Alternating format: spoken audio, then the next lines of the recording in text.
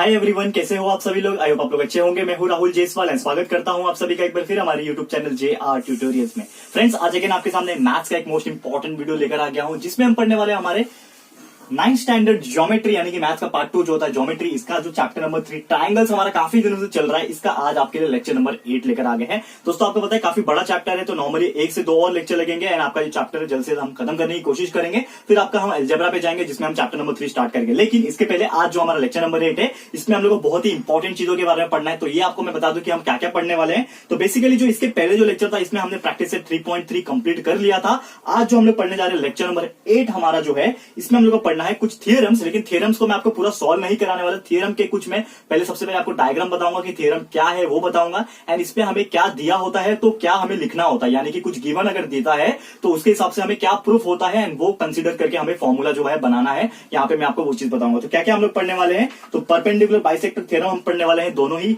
Part में हम लोग पढ़ेंगे, केस 1 केस 2 में पढ़ेंगे, फिर एंगल बाइसेक्टर थ्योरम पढ़ेंगे दोनों ही केस में, एंड एक है आपका properties of inequalities of sides of the angles of a triangle. तो ये हम लोग पढ़ने वाले हैं। तो आपको ये वीडियो को बिल्कुल स्किप नहीं करना है, क्योंकि ये पर्टिकुलर थ्योरम्स बहुत ज्यादा इंपॉर्टेंट है। क्योंकि ये थ्योरम आपने समझ लिया, अगर ये थ्योरम में क्या पूछता है एंड क्या प्रूफ करना होता है, ये आपने अगर समझ लिया, तो इसी के बेस पे जो हमारा प्रैक्टिस सेट जो कि हम लोग कल आपके लिए लेकर आएंगे आगे का, वो आपको बहुत अच्छे से समझ में आएगा ना, अच्छे से सॉल्व कर पाओगे, जो कि मैं आपको कराऊंगा यहाँ पे कुछ इंपॉर्टेंट क्वेश्चंस, एंड जरूर से आप लोग को भी कुछ होमवर्क दूंगा। तो जरूर से आपको ये वीडियो जो है आज का इंपॉर्टेंट सेशन है, देखना है लास्ट तक बिना स्किप किए। ठीक है, तो चलिए शुरुआत करते हैं हमारे इस वीडियो की। सबसे पहला जो थ्योरम हम लोग आज देखना है वो है हमारा परपेंडिकुलर बाइसेक्टर थ्योरम। तो हेडिंग डाल लेते हैं हम लोग, परपेंडिकुलर बाइसेक्टर थ्योरम। सबसे पहले परपेंडिकुलर बाइसेक्टर थ्योरम। ओके, तो इसका कुछ डायग्राम है। सबसे पहले मैं डायग्राम भी ड्रॉ करके बताता हूं कि ये डायग्राम एक्जैक्टली क्या पूछा है परपेंडिकुलर बाइसेक्टर थ्योरम में। तो इस तरह से कुछ डायग्राम है। ठीक है, यहाँ पे मैं साइड में ड्रॉ कर रहा हूं। ठीक है, एक ट्रायंगल है हमारा। ठीक है, इस तरह से कुछ ट्रायंगल हमारा दिया हुआ है यहाँ पे। Let's draw this triangle. ठीक है, and it is known as triangle is given here. और एक परपेंडिकुलर यहाँ पे ड्रॉ किया हुआ है, उधर से ही यहाँ पे आप देखोगे तो यहाँ से एक परपेंडिकुलर सीधा लाइन गया हुआ है। ठीक है, and this point is A point, this point जो डिवाइड करके आया ये पॉइंट M है, ये पॉइंट B है, and both these are 90 degree. आप देख सकते हो ये दोनों 90 डिग्री का फॉर्मेशन कर रहे हैं। यहाँ पे M पॉइंट है, ऑब्वियसली ये लाइन एंड ये लाइन आपस में क्या हो जाएंगे, सिमिलर हो जाएंगे, यानी कि कॉन्ग्रुएंट हो जाएंगे AM और MB। इसके लिए यहाँ पे दो लाइन से डिनोट किया हुआ है। ठीक है, this point is P point. ठीक है, P पॉइंट है, and this line is L line. ठीक है, L लाइन दिया हुआ है यहाँ पे, जो कि आपका बाइसेक्टर है यहाँ पे। ओके, अब ये चीज दिया हुआ है क्लियरली। अब यहाँ पे समझने की कोशिश करते हैं एक्जैक्टली ये है क्या, थ्योरम जो है किसके बारे में दिया है, हमें क्या गिवन दिया रहेगा और क्या प्रूफ करना होता है। ठीक है ना, ये हम लोग समझने की कोशिश करते हैं। तो कभी भी आपको याद रखना कि अगर आपको ऐसा डायग्राम दिखेगा, ठीक है ना, ऐसा डायग्राम दिखेगा, तो एक इमेजिनेशन में आप क्या कर सकते हो कि ये एक परपेंडिकुलर बाइसेक्टर है। परपेंडिकुलर बाइसेक्टर मतलब क्या होता है, आपको पता ही है कि एक लाइन अगर होता है, उसको एक लाइन अगर पास करके जाती है, तो ये लाइन यानी कि अगर मैं पॉइंट दे दूं नाम AB, तो AB को ये जो लाइन आपका L है, ये इसको क्या कर रहा है, बाइसेक्ट करके जा रहा है, आधा आधा बांट के जा रहा है। तो इसी को हम लोग बोलते हैं परपेंडिकुलर बाइसेक्टर। तो इसी का ये थ्योरम है, परपेंडिकुलर बाइसेक्टर थ्योरम। तो एक्जैक्टली इसमें क्या गिवन है आपको वो मैं बताता हूं, और क्या प्रूफ करने के लिए देता है, जो कि हमारा फॉर्मूला बन जाएगा हमारे केस में। मैं आपको सॉल्व नहीं करा रहा हूं, याद रखना फ्रेंड, में थ्योरम को प्रूफ करके नहीं दिखाने वाला, सिर्फ आपको बताऊंगा कि गिवन क्या है और प्रूफ क्या करना होता है, ताकि आपको याद रहे कि कभी भी ऐसा चीज रहेगा तो गिवन क्या देता है और उसके हिसाब से हम लोग फॉर्मूला क्या लिखते हैं। करेक्ट है, तो सबसे पहले गिवन हम लोग देखेंगे यहाँ पे। तो गिवन में हमें दिया रहेगा, ये अगर थ्योरम है इसका, पहले स्टेटमेंट में आपको मैं रीड करके दिखा दूं। स्टेटमेंट में लिखूंगा नहीं, यहाँ पे स्टेटमेंट आ जाएगा आपके। तो स्टेटमेंट इस तरह से है कि every point on the perpendicular bisector, मतलब परपेंडिकुलर बाइसेक्टर जो होता है आपका, लाइन L आपको दिख रहा होगा, तो every point on that particular bisector, perpendicular bisector of A segment is equi distance from the end point of the segment. ठीक है, मतलब ये क्या होता है, इक्वी डिस्टेंस पे होता है। मतलब इन शॉर्ट अगर मैं बात करूं कि यहाँ पे जो परपेंडिकुलर बाइसेक्टर का लाइन है, वो ट्रायंगल पे मेरा जो पॉइंट है यहाँ पे P से लेके A, P से लेके B, यानी कि PA और PB ये क्या हो जाएंगे, एक दूसरे से इक्वी डिस्टेंस पे हो जाएंगे, ऐसा यहाँ पे प्रूव करने बोला है। तो क्लियरली ये हमारा स्टेटमेंट हो गया। स्टेटमेंट आप लोग लर्न कर लेना, क्योंकि अगर पूछता है एग्जाम में कि अगर कोई भी एक परपेंडिकुलर लाइन है, मतलब गिवन आपका दिया है कि लाइन जो आपका L है, ये क्या है, इज परपेंडिकुलर। ठीक है, ये परपेंडिकुलर क्या है, बाइसेक्टर है, आप ऐसा लिख सकते हो। ठीक है, ये परपेंडिकुलर बाइसेक्टर है। ओके, एंड किसका बाइसेक्टर है, सेगमेंट AB का। ये जो लाइन आपको दिख रहा होगा नीचे वाला, किसका परपेंडिकुलर बाइसेक्टर है, बाइसेक्टर यहाँ पे आप लिख सकते हो सेगमेंट AB का। ठीक है, bisector of AB।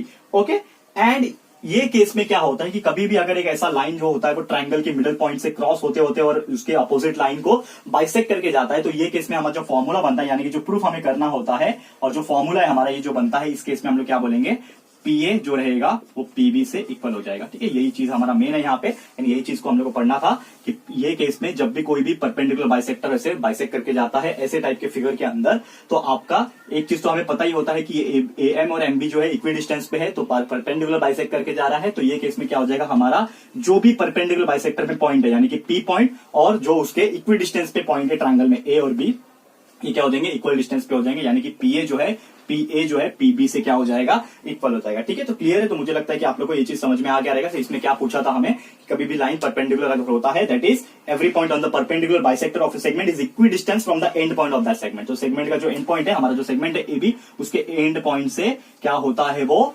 Equi distance पे होता है। ठीक है ना, तो यहाँ पे वही चीज हमें बताने की कोशिश की है कि एंड पॉइंट पे इक्वी डिस्टेंस पे होता है, मतलब जो भी परपेंडिकुलर बाइसेक्टर पे पॉइंट है, एक तो पॉइंट पी है मेरा, तो पी भी मेरा ए से और पी मेरा बी से इक्वी डिस्टेंस पे है, और दूसरा परपेंडिकुलर बाइसेक्टर पे पॉइंट कौन सा है, एम है, तो एम भी मेरा ए से इक्वी डिस्टेंस पे है, एम मेरा बी से भी क्या है, इक्वी डिस्टेंस पे है। तो ये आपको समझ में आ गया होगा। अब इसी का पार्ट 2 हम लोग को पढ़ना है। तो पार्ट 2 में मतलब क्या दिया रहेगा आपको, तो नॉर्मली अगर मैं बात करूं, अगर आपको इस तरह से दिया, मैं आपको बता देता हूं अभी। ठीक है, तो अगर आपको ऐसा बोला है कि अगर कोई आपका पॉइंट पी जो है, आपको दिख रहा होगा यहाँ पे, जो पॉइंट पी है वो इक्वी डिस्टेंस पे पहले से ही दिया हुआ है, यानी कि मतलब मेरा गिवन में ही दे रखा है, ये गिवन में यहाँ पे रफ करके दिखाता हूं आप लोग को। ठीक है, वेट ए सेकेंड। ठीक है, अगर आपको गिवन में ही दिया रहेगा, मतलब डायग्राम तो इस तरह दिया रहेगा, लेकिन गिवन में ही अगर बोल देगा आपको कि जो मेरा पीए है वो मेरा पीबी से इक्वल है, ठीक है, पहले ही बोल दिया कि जो पीए है मेरा वो पीबी से इक्वल है, तो ये केस में हमें क्या प्रूफ करने पूछेगा कि जो पॉइंट पी है मेरा वो क्या है, एक परपेंडिकुलर बाइसेक्टर है सेगमेंट पी का। तो हमें इस केस में क्या प्रूफ करना होता है, मतलब आपको समझना होगा कि क्या दिया है। अगर गिवन में आपको बोला रहेगा डायरेक्टली कि पी मेरा एक परपेंडिकुलर बाइसेक्टर है, तो ये केस में मेरा पीए इक्वल टू पीबी हो जाएगा। एंड अगर आपको ऐसा दिया है कि पीए इक्वल टू पीबी पहले से ही दे रखा है, तो हमारा प्रूफ मतलब हमें क्या करना रहेगा, मतलब हमारा क्या आ जाएगा कि जो पी है मेरा वो क्या है, इज परपेंडिकुलर बाइसेक्टर, मतलब पी मेरा क्या रहेगा, परपेंडिकुलर बाइसेक्टर रहेगा, तभी तो ये हुआ है P equal to PB. Clear है। तो मुझे लगता है कि आपको ये दोनों थ्योरम क्या है, पार्ट 1 पार्ट 2 दोनों ही समझ में आ गया होगा। अब बढ़ते हैं हमारे अगले थ्योरम की तरफ, जो कि है एंगल बाइसेक्टर थ्योरम। ठीक है, तो इसके पहले इसको मैं रफ कर लेता हूं, उम्मीद करता हूं कि आपको समझ में आ रहेगा। ठीक है, ये डायग्राम के हिसाब से जब भी ऐसा कुछ आपको पूछेगा। ओके, तो let's talk about second theorem for today, that is angle bisector theorem. ठीक है, तो एंगल बाइसेक्टर थ्योरम का भी ऐसे ही डायग्राम है यहाँ पे, तो मैं डायग्राम भी यहाँ पे ड्रॉ करके आपको बता दूंगा। ओके, तो क्या बोला है, सबसे पहले एंगल बाइसेक्टर थ्योरम का हेडिंग डाल लेते हैं। ठीक है, हेडिंग डाल लेते हैं angle bisector, angle bisector theorem. ठीक है, एंगल बाइसेक्टर थ्योरम बहुत इंपॉर्टेंट थ्योरम है, मतलब एग्जाम में थ्योरम तो नहीं पूछता, लेकिन इसके बेस पे आपको एग्जांपल जरूर से पूछेगा। तो इसके लिए आपको क्या होना चाहिए, पता होना चाहिए कि क्या गिवन होता है, तो क्या हमें प्रूफ करना होता है, मतलब क्या हासिल करना होता है, वैल्यू क्या लेना पड़ता है। तो ये आपको बता देंगे यहाँ पे, ये भी दो पार्ट में दिए हुए हैं आपके। तो सबसे पहले क्या डायग्राम है, ये यहाँ पे मैं ड्रॉ करके आपको बता देता हूँ। ठीक है, इस तरह से डायग्राम है, let's draw the diagram here, I am drawing here. ठीक है, इस तरह से कुछ डायग्राम आपको दिया हुआ है यहाँ पे। ठीक है, उसका एक परपेंडिकुलर यानी कि एंगल बाइसेक्टर यहाँ पे ड्रॉ करके दिया हुआ है। ठीक है, और ये जो लाइन है आपका परपेंडिकुलर हो जाएगा इस तरह से, एंड ये जो लाइन है इसका इस तरह से परपेंडिकुलर हो जाएगा। क्लियर है। ओके, लाइन का नाम यहाँ पे दिया हुआ है, दिस पॉइंट, यहाँ पे थोड़ा इसको एक्सपांड कर लेते हैं, पी पॉइंट। ठीक है, this is P point, this is S point. ठीक है, एरो बना लेते हैं यहाँ पे, and this point is R point, ये आपका आर पॉइंट है। ठीक है, this is A B C. ठीक है, this is point A, this is B and this is C. ठीक है, ये तीनों एबीसी पॉइंट है, and this point is known as Q point. ये आपका डायग्राम इस तरह से दिया हुआ है। तो क्लियरली सबसे पहला जो पार्ट है आपका, पार्ट 1 अगर मैं बात करूं, P1 लिख देता हूं यहाँ पे पार्ट 1 के लिए। तो पार्ट 1 एंगल बाइसेक्टर थ्योरम में क्या रहेगा, आपको गिवन क्या दिया रहेगा, अगर आपको ऐसा गिवन कुछ दिया है, मैं आपको रीड करके दिखा रहा हूं। अगर आपको इस तरह से गिवन दिया हुआ है कि जो आपका रे क्यूएस जो है वो परपेंडिकुलर सॉरी एंगल बाइसेक्टर, यहाँ पे एंगल बाइसेक्टर पढ़ रहे हैं, नॉट परपेंडिकुलर बाइसेक्टर। तो यहाँ पे अगर एक चीज बोला हुआ है कि जो मेरा क्यूएस दिख रहा होगा, रे आपका क्यूएस दिख रहा है यहाँ से लेके क्यू से लेके एस, तो अगर आपको कोई बोला है कि जो रे है मेरा क्यूएस, मतलब इसी प्रकार का रहेगा, नाम चेंज हो सकता है भले डिपेंडिंग अपॉन द क्वेश्चन। तो ऐसा कुछ दिया रहेगा कि जो बीच का लाइन है यानी कि जो क्यूएस है वो क्या है, बोला है यहाँ पे कि वो एक एंगल बाइसेक्टर है। तो रे क्यूएस इज एंगल बाइसेक्टर, ऐसा आपको बोला हुआ है पहले से। रे क्यूएस क्या है मेरा, एक एंगल बाइसेक्टर है, ऐसा दिया हुआ है। किसका एंगल बाइसेक्टर है, पी क्यू आर का, आप लिख भी सकते हो, angle bisector of angle P Q R, ऐसा दिया हुआ है। और एक और चीज आप में दिया रहेगा कि पॉइंट ए जो है एक एनी पॉइंट है क्यूएस पे, मतलब क्यूएस पे पॉइंट ए कुछ भी पॉइंट आप लिख सकते हो यहाँ पे कि point A is any point, point A is any point on QS, QS line पे मेरा ए एक पॉइंट है ऐसा बोला हुआ है। तो ये केस में अगर इस तरह से गिवन अगर आपको दिया होता है तो हमें जो प्रूफ करना होता है, यानी कि जो आंसर होता है हमारा इस केस में वो ये होता है कि मेरा जो सेगमेंट है वो ए बी जो होता है, यानी कि ये जो सेगमेंट है ए बी और ए सी जो है कॉन्ग्रुएंट हो जाते हैं। मतलब हमें इन शॉर्ट जो प्रूफ करना होता है और जो हमारा वैल्यू होता है या फिर फॉर्मूला जो होता है वो होता है segment A C will be congruent to segment A B. ये हमें प्रूफ करना होता है या फिर ये फॉर्मूला हमें पता होना चाहिए। तो ये आपको याद रखना है कि कभी भी आपको इस तरह से डायग्राम दिख रहा है एंगल बाइसेक्टर का और आपको ऐसा बोल दिया है कि क्यूएस मेरा क्या है, एंगल बाइसेक्टर है वो पर्टिकुलर एंगल का, साथ में मेरा ए एक कोई भी पॉइंट है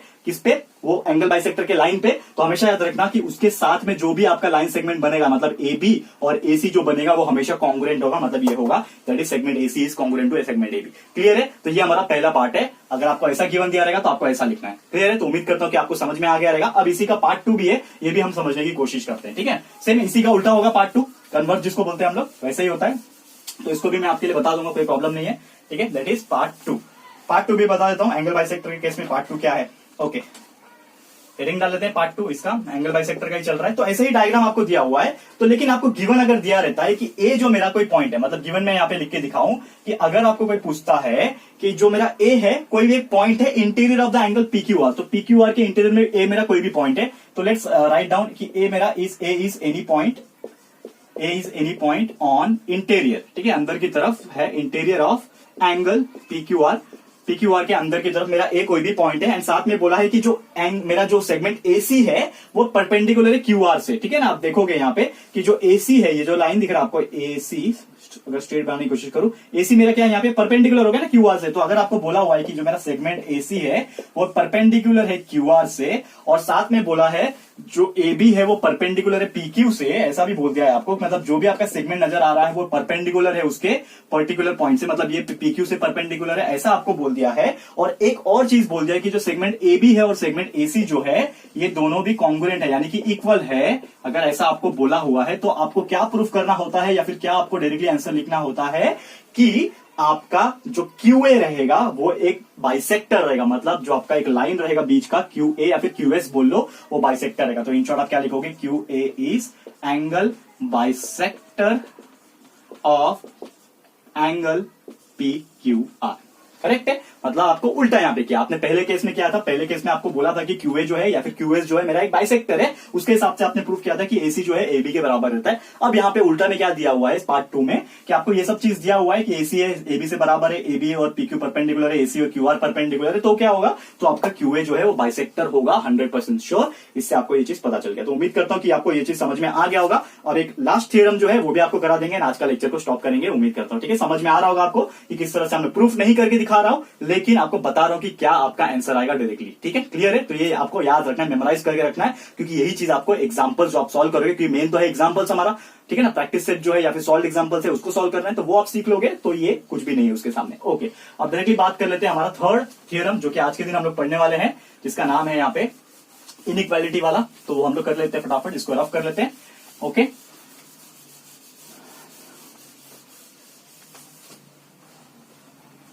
तो क्या बोला है, थ्योरम का नाम क्या है, सबसे पहले वो लिख लेते हैं। Theorem is properties of inequalities, थोड़ा बड़ा नाम है थ्योरम का, that is properties of inequalities, properties of inequalities of side and angles of A triangle. ठीक है, inequalities of side and angles of a triangle, of a triangle. ये कुछ नाम है इसका, ये आपको याद रखना है किस तरह से मैंने आपको यहाँ पे बोला है कि properties of inequalities of side and angles of a triangle, ये एक थ्योरम का नाम है। अब इसमें हम लोग को क्या प्रूफ करना है, क्या दिया रहेगा, डायग्राम क्या है, पहले सबसे पहले डायग्राम समझने की कोशिश करते हैं। तो let's I am drawing here the diagram first. ठीक है, इस तरह से कुछ एंगल है आपका। ओके, ये एंगल है आपका जिसका नाम है एक्स वाई एंड जेड, ये आपका एंगल है, करेक्ट है।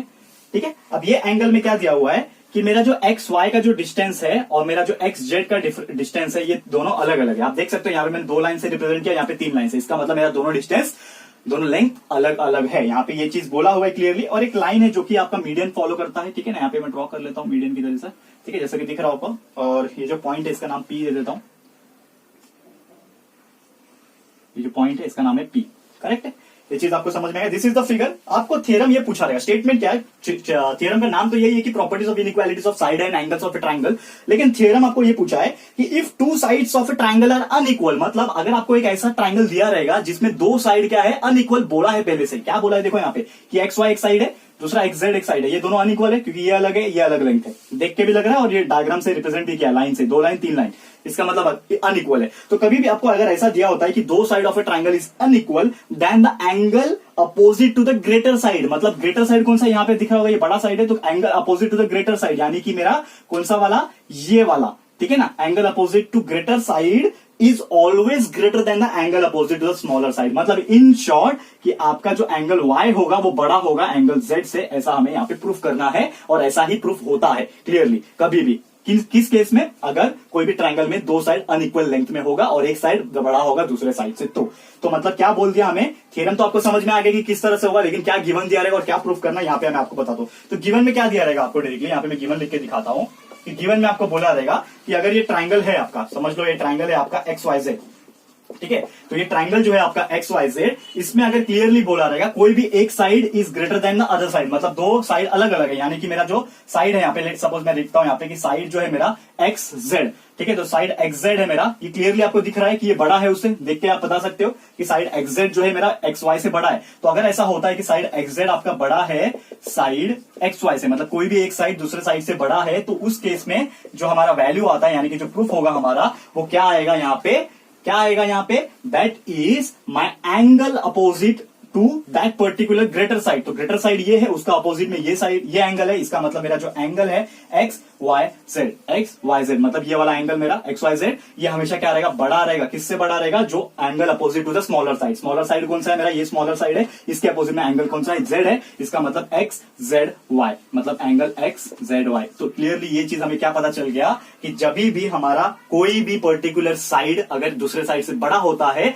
मतलब उसके सामने वाला एंगल भी दूसरे वाले से बड़ा रहेगा। तो यही हमने प्रूफ करके दिखाया यहाँ पे, डायरेक्टली लिखा, प्रूफ करके तो नहीं पता है, लेकिन डायरेक्टली आपको याद रखना है कि कभी भी कोई साइड अगर कोई दूसरे साइड से बड़ा रहेगा तो उसके अपोजिट में जो एंगल रहेगा, यानी कि XYZ जो उसके अपोजिट में एंगल था, वो भी बड़ा रहेगा उसके सामने वाले एंगल से। क्लियर है। तो XYZ is always greater then XZY, ऐसा हमने प्रूफ करके दिखाया यहाँ पे, ठीक है। तो उम्मीद करता हूं कि आपको ये चीज समझ में आ गया होगा। क्लियर है फ्रेंड्स। तो आज यहीं पे हम स्टॉप करते हैं, जिसमें हमने 3 पर्टिकुलर थ्योरम पढ़े हैं यहाँ पे, उसके एक्सप्लेनेशन पढ़े हैं, एंड साथ में यहाँ पे उसके कुछ इंपॉर्टेंट फॉर्मूले एंड प्रूफ यहाँ पे पढ़े, ठीक है। पहला था परपेंडिकुलर बाइसेक्टर, उसके दोनों पार्ट पढ़ा, उसके बाद हम लोग एंगल बाइसेक्टर पढ़ा, दोनों पार्ट पढ़ा, एंड तीसरा जो था properties of inequalities of side of angles of a triangle, ये हमने पढ़ लिया, ठीक है। तो आज यहीं पे स्टॉप करता हूं। आगे आने वाला जो लेक्चर है हमारा, उसमें हम लोग पढ़ने वाले हैं हमारा प्रैक्टिस सेट 3.4, जो कि यही सब थ्योरम के फॉर्मूलेस के ऊपर डिपेंड है, जो कि हम लोग सॉल्व करेंगे हम लोग हमारे अगले लेक्चर में। तो तब तक के लिए आपको करना होगा थोड़ा सा इंतजार, हम लोग जल्द से जल्द आपके सामने लेकर आ जाएंगे हमारा एक और मैथ्स का लेक्चर वीडियो आप लोग के लिए, दैट इज प्रैक्टिस सेट 3.4। तो आज का लेक्चर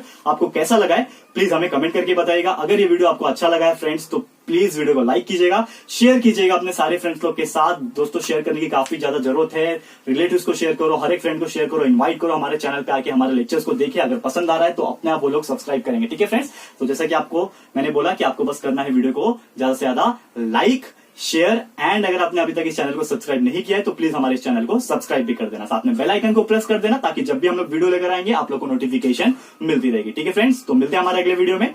ये वीडियो देखने के लिए thank you and good bye.